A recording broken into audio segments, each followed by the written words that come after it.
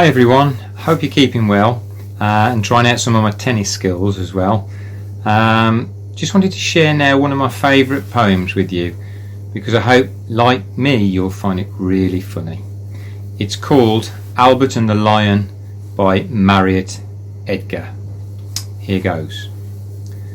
There's a famous seaside place called Blackpool that's noted for fresh air and fun, and Mr and Mrs Ramsbottom went there with young Albert, their son.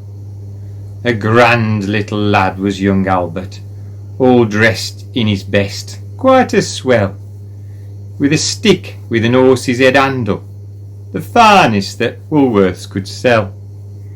They didn't think much of the ocean, the waves they was fiddling and small.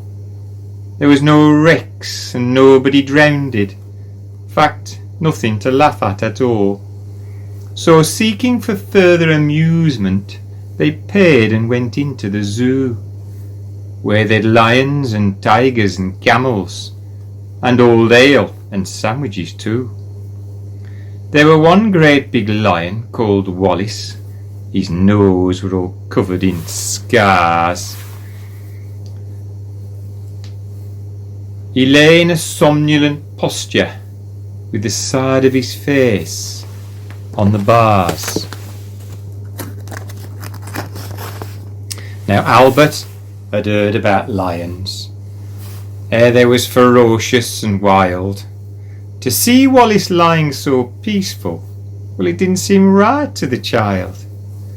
So straight away the brave little fella, not showing a morsel of fear, took his stick with its horse's head handle and pushed it in Wallace's ear. You should see that lion didn't like it, for giving a kind of a roll, he pulled inside the cage with him and swallowed the little lad whole. Then Pa, who had seen the occurrence and didn't know what to do next, said, "Mother, yon lion's et Albert." And Mother said, "Well, I am vexed." Then Mr and Mrs Ramsbottom, quite rightly, when all's said and done, complained to the animal keeper that the lion had eaten their son. The keeper was quite nice about it. He said, "What a nasty mishap. Are you sure that it's your boy he's eaten?" Pa said, "Am I sure? There's his cap." The manager had to be sent for. He came and he said, "What's to do?" Pa said, "Yon lion's et Albert, and him in his Sunday clothes too." Then Mother said, right, young fella, I think it's a shame and a sin for a lion to go and eat Albert, and after we pay to come in." The manager wanted no trouble. He took out his purse right away, saying, "How much to settle the matter?" And Pa said, "What do you normally pay?" But Mother had turned a bit awkward when she thought where her Albert had gone. She said, "No, someone's got to be summoned." So that was decided upon. Then off they went to the police station in front of the magistrate chap. They told him what had happened to Albert and proved it by showing his cap.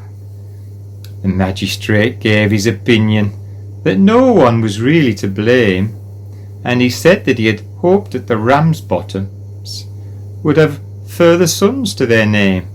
At that, Mother got proper blazing. "And thank you, sir, kindly," she said. "What, waste all our lives raising children to feed ruddy lions? Not me." Hope you enjoyed that. I've got a few little fun activities hopefully that you might like to do with that poem. You might like to have a go at reading it out to yourselves and to your families and have a bit of fun with it. Thanks for listening.